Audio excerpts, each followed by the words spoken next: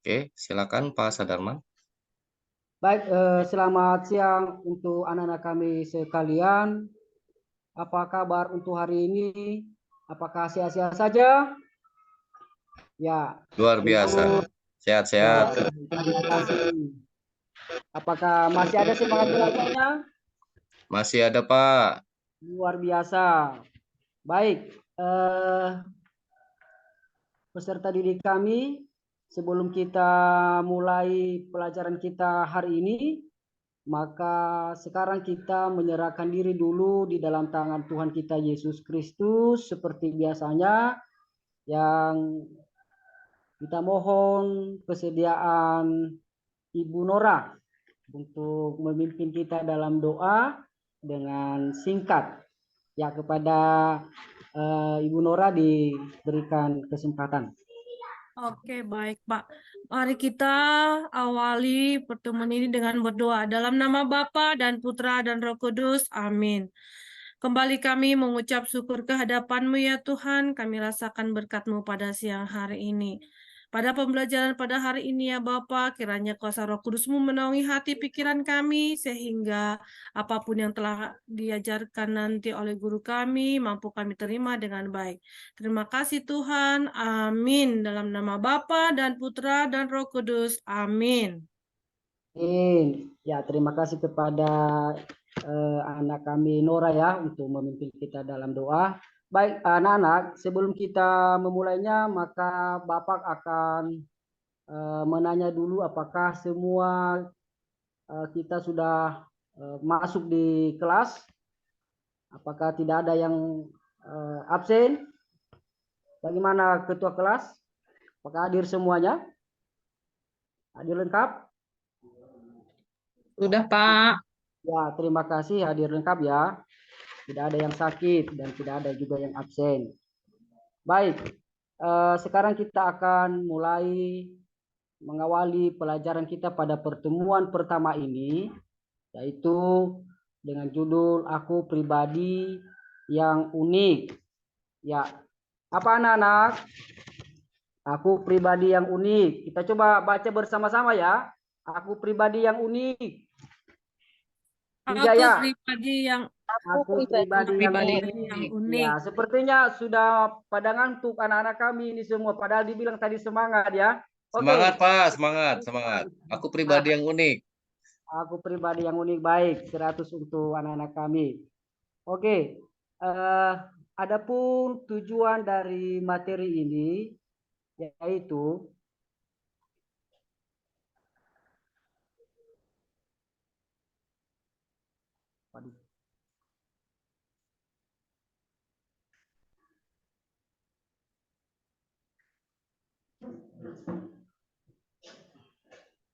ya, Bapak ulangi, ada tujuan pembelajaran ini adalah peserta didik mampu memahami diri dengan segala kemampuan dan keterbatasan.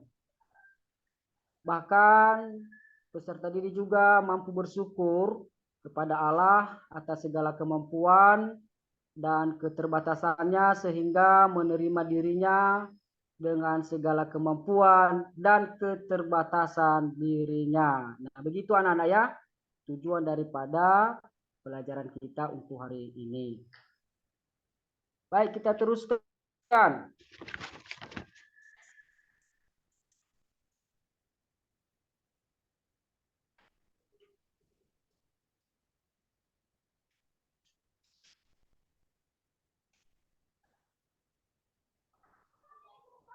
Ya, tolong diperhatikan anak kami seluruhnya di gambar atau di papan tulis ada gambar seorang yang sudah mengalami cacat fisik, bahkan kakinya yang sudah diamputasi dan 10 jarinya yang tidak aktif lagi gara-gara kerusakan saraf. Dia mengalami kecelakaan dan ini adalah salah satu pengalaman hidup yang berkaitan dengan keunikan diri dan orang lain. Nah, pada pelajaran ini nanti akan kita lihat bagaimana orang yang sudah mengalami cacat fisik ini. Nah, apa yang membedakannya dengan kita dan bagaimana hal yang dihadapi oleh seorang ini, mampukah dia menerimanya atau bagaimana? Untuk itu, marilah kita menyimak gambar yang sudah ada ini dan diharapkan kepada anak-anak kami untuk membacakannya. Ya, dibacakan di dalam hati dan setelah itu nanti Bapak akan bertanya apa yang menjadi isi daripada materi ini. Ya, kepada anak kami diberikan waktu ya untuk membacakannya.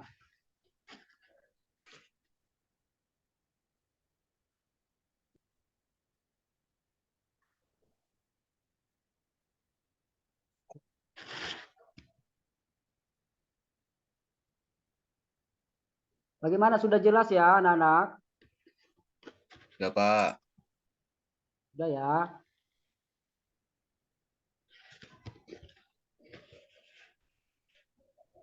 Di mana isinya itu adalah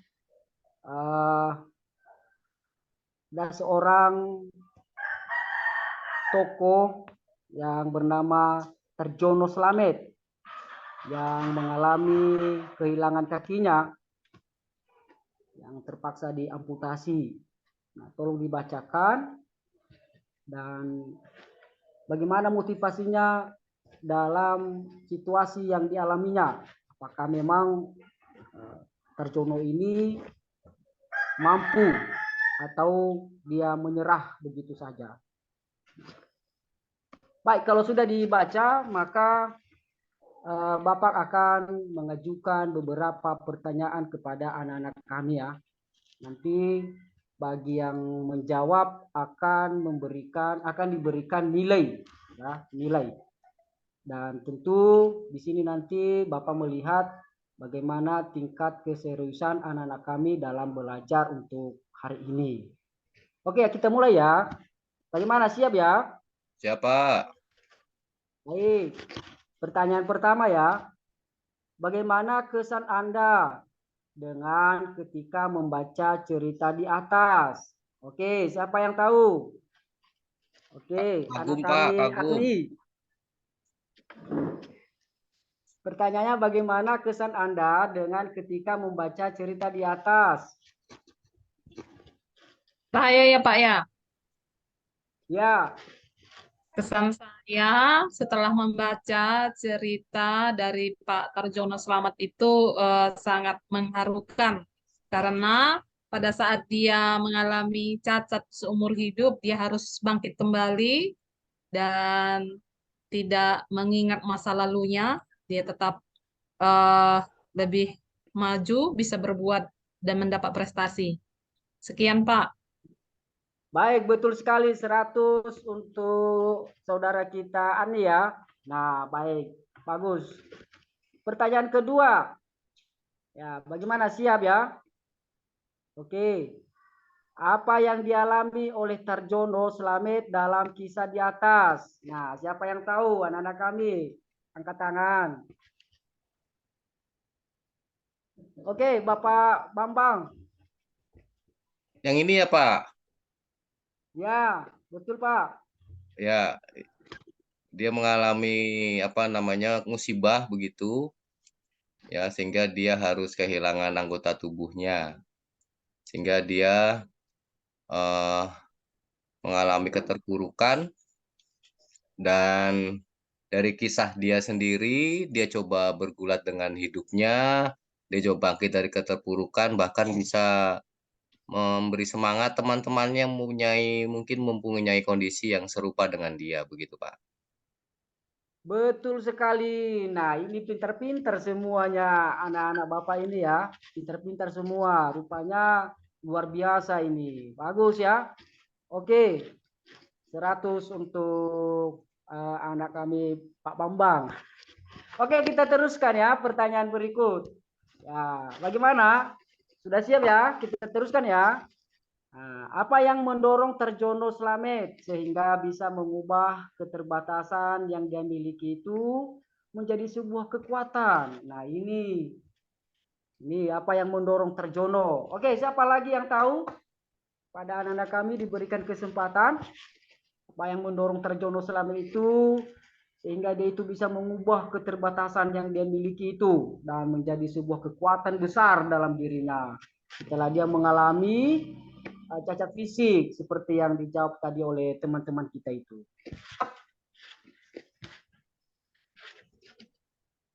Oke, diberikan kesempatan. Ada kira-kira Ibu Nora? Jangan sungkan-sungkan, salah itu benar tidak masalah itu ya. Soalnya kita berani untuk menyampaikan gagasan, pendapat. Nah itu, kalau salah kan kita betulkan. Ya nak, Oke, baik bagaimana? Pak. Ya, eh kebersamaan dengan sesama penderita cacat akhirnya Pak Tarjono apa namanya bangkit dari keputusasaannya. Artinya dia melihat bukan hanya dia yang mengalami kekurangan atau keterbatasan atau cacat. Jadi dia melihat ada banyak orang yang seperti dia tapi mempunyai semangat atau mempunyai harapan begitu. Akhirnya Bapak Tarjono pun bangkit dari keterpurukannya. Kira-kira begitu, Pak. Betul sekali, wah luar biasa ini sudah 2 kali dijawab ya. Saudara kita Nora untuk jawab soal ini, wah luar biasa sekali berarti sudah belajar di rumah ini tadi rupanya. Baik, tepuk tangan untuk teman-teman kita dulu yang sudah menjawab ya. Baik, terima kasih. Oke, kita teruskan ya pertanyaan yang terakhir sekali. Nilai-nilai positif apa saja yang dapat Anda pelajari dari pribadi Tarjono Slamet itu tadi? Oke. Kita kembalikan kepada saudara kita atau anak kami Adni. Oke, apa nilai-nilai positif yang bisa kita ambil ya dari pribadi tokoh tadi Tarjono Slamet yang sudah mengalami cacat fisik itu. Oke, kepada Agni silakan. Ya, nilai-nilai positif yang bisa kita pelajari dari pribadi Tarjono Slamet itu bahwa seterpuruk apapun kita dalam masalah ataupun kekurangan dalam fisik kita, itu bukan menjadi penghalang, tetapi jadikanlah kekurangan itu menjadi kelebihan kita. Itu, Pak. Baik, betul sekali. Betul sekali jawabannya ya. Tapi sedikit Bapak tambah nilai-nilai positif itu ya.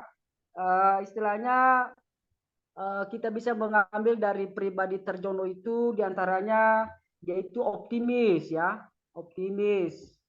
Yaitu yakin.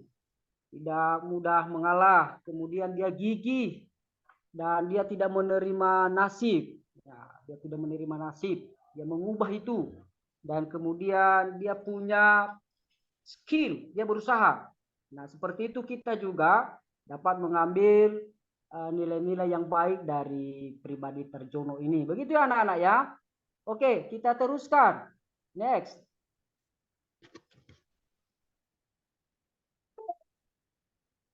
Nah, di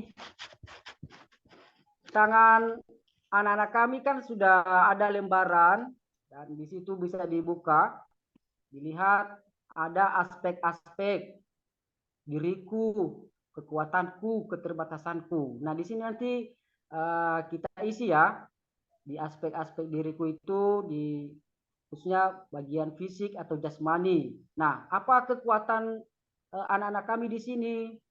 Contohnya di fisik itu atau jasmani yang mampu melakukan lari maraton misalnya, bisa sepak bola, bisa bulu tangkis. Nah, tentu itu adalah kekuatan kita atau kekuatan anak-anak kami. Nah, sekarang apa yang menjadi keterbatasan anak-anak kami? Nah, contohnya selain dia bisa juga di bidang olahraga, bisa bola voli tadi, lari maraton, tapi ada keterbatasannya. Mungkin keterbatasannya itu ya mudah lelah atau dia mempunyai satu sakit penyakit seperti sakit jantung kan itu. Nah, itu contoh yang anak-anak kami isi nanti. Kemudian ada aspek-aspek diriku lagi di bidang materi atau ekonomi. Nah, apa yang menjadi kekuatan di bidang ekonomi? Misalnya keluarga kita mampu, kan begitu. Ada mobil, ada alat-alat rumah tangga yang mewah lah. Dan kemudian apa yang menjadi keterbatasan kita terhadap kekuatan ekonomi yang sudah kita punya itu. Misalnya keterbatasan kita di situ, ya kita tidak murah hati, tidak mau berbagi, tidak mau menolong. Nah, itu ya yang harus kita isi nanti. Kemudian ada lagi sifat-sifat. Nah, anak-anak kami nanti mengisi sifat-sifat. Nah, misalnya sifat anak-anak kami itu ramah, sopan, dan lain sebagainya. Nah, mungkin ada keterbatasannya. Keterbatasan anak-anak kami di situ, misalnya anak-anak kami mudah marah, mudah tersinggung. Nah, itu ditulis nanti. Lalu di bagian bawah ada impian, ada cita-cita yang akan diraih ke depan. Nah, misalnya saya ingin menjadi seorang dokter, kan begitu ya. Sudah paham kan anak-anak apa tugasnya?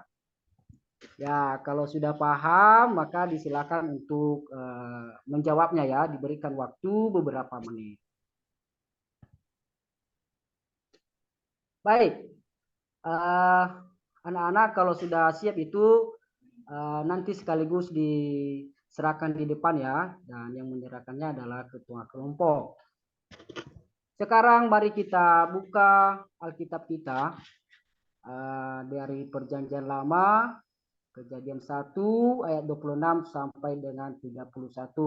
Apa semua sudah membawa kitabnya ya? Sudah ya? Ya, pasti sudah ini. Anak-anak Tuhan harus membawa Alkitab ya. Ya, oke. Silakan masing-masing anak-anak kami yang sudah ada dalam kelompok untuk Sudah, membaca Pak, sudah. ya, bagus ya. Yang sudah membawa silakan baca ayat ini. Nah, di situ ada kata manusia dan kata mereka. Nah, jadi kalau nanti dibaca manusia dan mereka itu, maka ubahlah manusia itu menjadi diri anak kami sendiri. Nah, contohnya baiklah kita menjadikan manusia. Jadi manusia itu adalah contohnya Ucok. Nah, lalu menurut gambar dan rupa kita supaya Ucok berkuasa atas ikan-ikan di laut dan lain sebagainya. Nah, itu ya yang didalami untuk saat ini. Ya, diberikan kesempatan kepada anak-anak kami.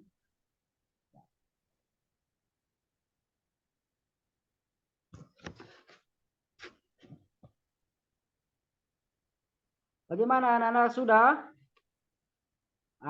Baik. Karena sudah dibaca dan sudah ditukar nama manusia itu menjadi diri anak-anak kami, maka di sini ada satu pertanyaan.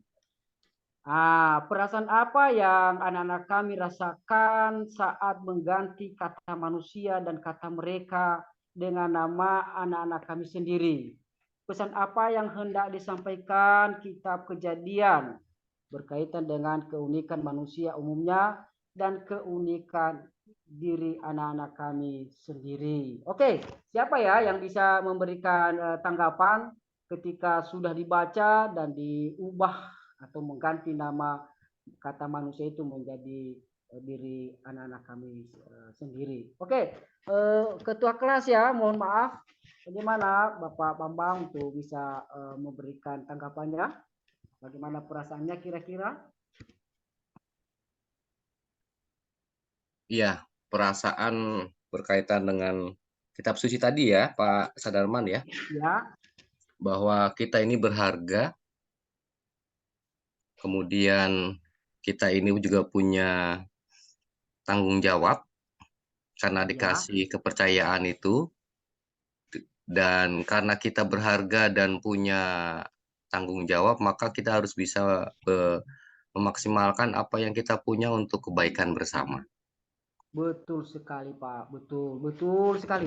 Itu adalah perasaan kita sendiri. Tentu juga di kepada teman-teman kita yang lain mungkin berbeda dengan nuansa itu. Tapi inilah salah satu contoh ya perasaan kita ketika kita mengganti manusia itu menjadi diri kita sendiri. Baik, next.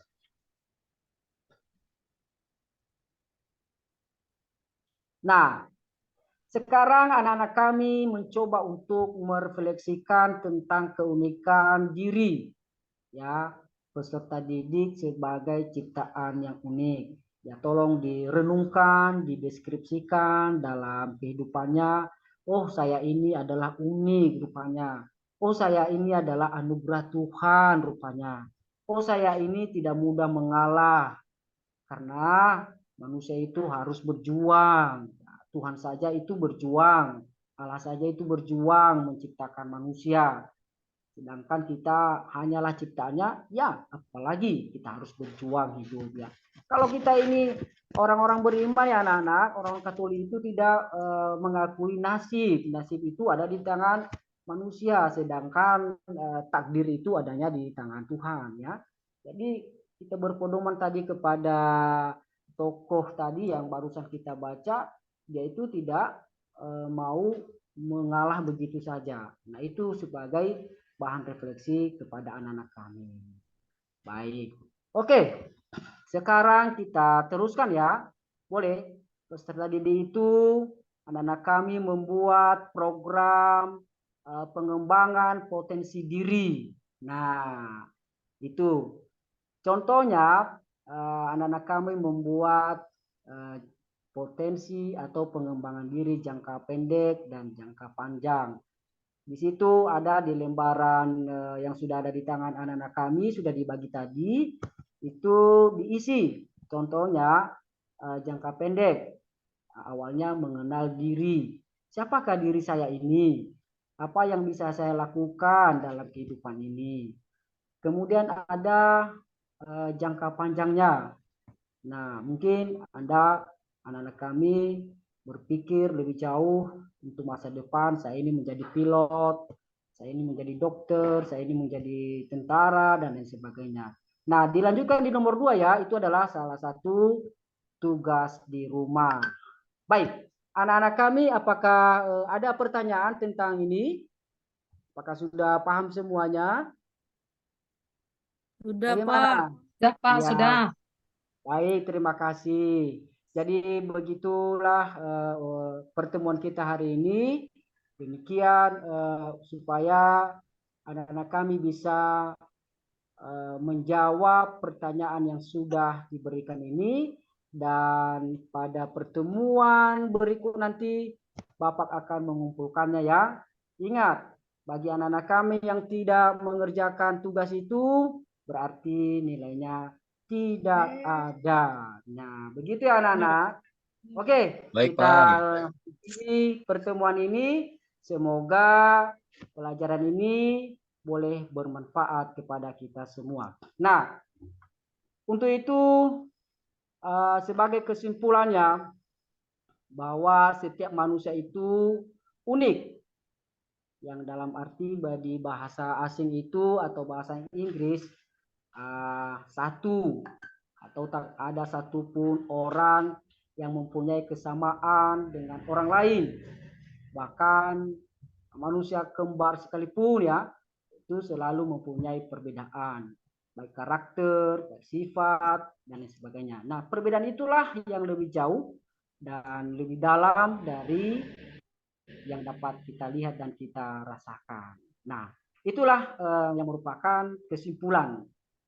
Dan karena waktu yang membatasi kita, bel juga sudah berbunyi, dan waktunya juga kita untuk mengakhiri pelajaran ini. Demikian, dan mohon kesediaan Ibu Adni untuk memimpin kita pada doa penutup. Demikian.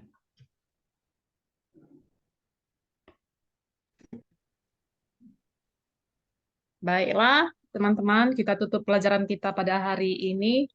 Mari kita bersatu dalam doa. Dalam nama Bapa dan Putra dan Roh Kudus. Amin. Allah Bapa yang Maha Baik, terima kasih atas penyertaan-Mu. Semoga pelajaran kami pada hari ini kami dapat mengerti dan dapat kami mensyukuri atas kelebihan yang Kau berikan kepada kami. Dan banyak kekurangan yang ada dalam diri kami, kiranya Tuhan selalu menumbuhkan kami, supaya kami dapat juga bangkit dari kekurangan kami. Inilah doa dan permohonan kami panjatkan kepadamu melalui anak Yesus Kristus, Tuhan dan Juru Selamat kami. Amin. Amin. Ya Amin. dalam Dalam nama Bapa Bapa, dan Putra Putra dan dan Roh Roh Kudus. Kudus. Amin. Amin. Oke, sampai jumpa ya anak-anak. Oke, terima kasih Pak Sadarman untuk Ya, presentasinya, Pak. untuk pre-teachingnya. Catatan dari saya, sedikit saja, yang positifnya itu mengajak para peserta didik untuk berkomunikasi, ada dialog, ada pendapat, ada refleksi, ada mereka punya ide-ide tersendiri dari bacaan yang sudah ditampilkan. Yang kedua, saya melihat karena ini kelas 10 awal, maka perlu juga ditampilkan fase sebelumnya. Sebelumnya itu kita sudah membahas apa di waktu SMP, lalu batasannya sampai mana, sekarang tentang apa, lalu pengen dikembangkan yang bagaimana. Lalu yang catatan kecil di sini ada PowerPoint yang kalau bisa kalimatnya dibikin sederhana, nggak kalimat sepanjang ini, supaya nanti anak-anak bisa membacanya juga dengan enak. Kalau memang kepanjangan ya dibikin 2 slide begitu bisa juga, supaya kalimatnya besar-besar, supaya anak-anak juga bisa membaca dengan lebih enak. Mungkin itu Baik, Pak. Pak Sadarman catatan dari saya. Baik, Pak. Terima kasih, Oke, Pak. terima kasih. Masih Baik, sama-sama. akan saya tutup dulu untuk ininya.